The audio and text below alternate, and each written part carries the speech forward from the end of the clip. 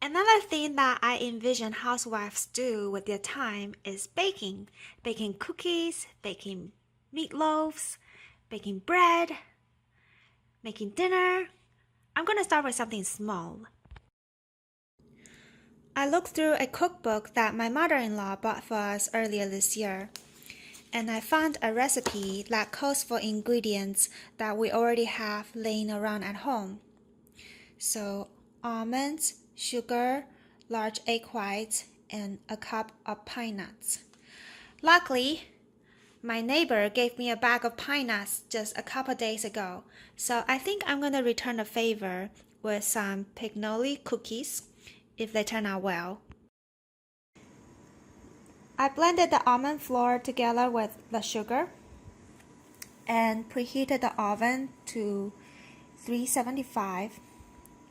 I also put together 2 trays with parchments. Next, I'm going to add the egg white into the flour mixture. Man, the dough is so sticky and heavy. So I'm supposed to do 1 scant tablespoon dough at a time. Roll into balls and then roll in pine nuts to coat, and then place it on the baking sheet. Okay. Here is what I did that the recipe did not ask for. I coated my spoon with a layer of butter. I'm also going to grease the gloves that I'm going to wear. Okay, 1 cookie down. The recipe should make about 18 cookies. I have 19. Halfway through making it, I realized I was making the cookies too big and rolling way too much nuts into the dough.